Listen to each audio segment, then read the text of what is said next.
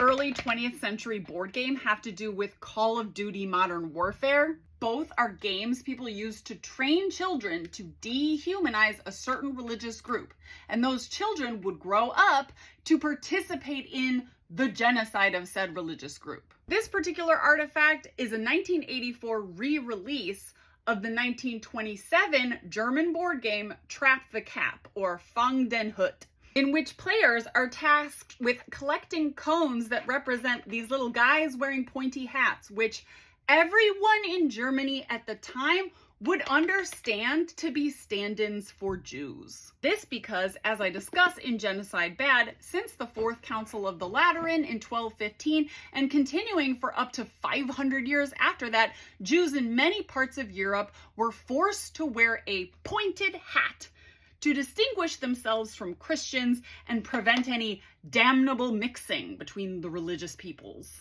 As if this connection was not explicit enough, in 1938, another German company, Gunther & Co., released Juden raus, or Jews Out. The game was inspired by the mechanics of Fang den Hut, but the iconography representing Jews was obviously much more explicit. The game board featured a walled city where players collected Jews from businesses and residential areas, with the ultimate goal of sending the rounded up Jews off nach Palästina, or off to Palestine. This is just a great moment to remember that from the very beginning of Zionism, Zionists and anti-Semites worked hand in hand to ethnically cleanse Jews from Europe and into Palestine. Surely, many of those children who played Fang den Hut and later Judenraus would grow up to collaborate with and participate in the Nazi genocide of Jews. Did a board game make those children grow up to do a genocide all on its own? No, but it was part of this fabric of a culture where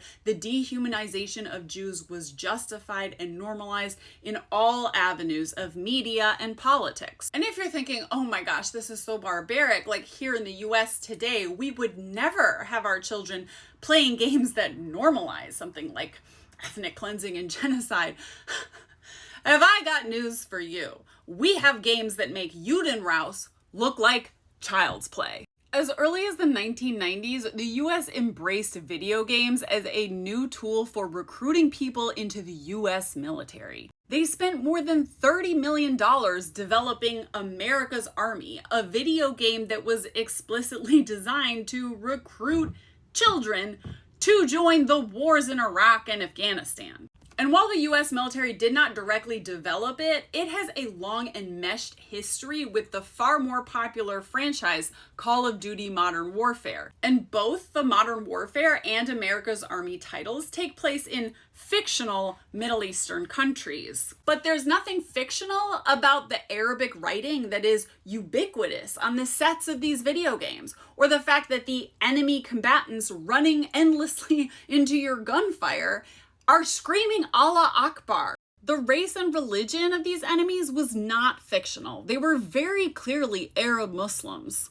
And this at a time when the US was killing millions of Arab Muslims in imperial wars of aggression in Iraq and Afghanistan. And a major way the US military was betting on getting soldiers willing to maybe die to kill those Arab Muslims was through video games. Now, I can't find a picture of this, but I swear I remember going to a music festival in 2008. It was Summerfest in Houston, and seeing a Call of Duty Modern Warfare tent with an Army recruiter tent right next to it. I did find evidence of an Army recruiting office setting up shop right outside a GameStop on the release date of one of the Call of Duty Modern Warfares.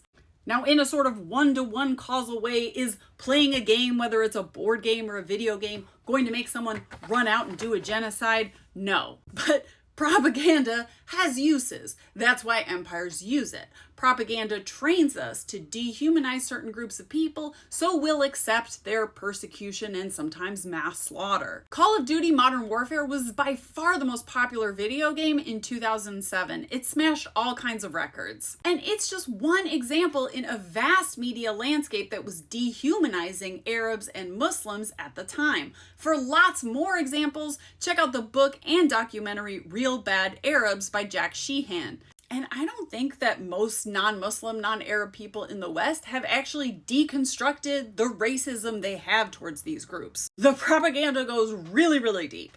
And my solution, as always, is read some fucking books, y'all. I'll be generous. If you're a gamer, let's say that for every 100 digital Arabs you killed, you have to read a book by an Arab author. For every movie you've seen with Muslim villains, you have to read a Muslim author. And for every New York Times article you've ever read, you have to go follow a Palestinian journalist on Instagram.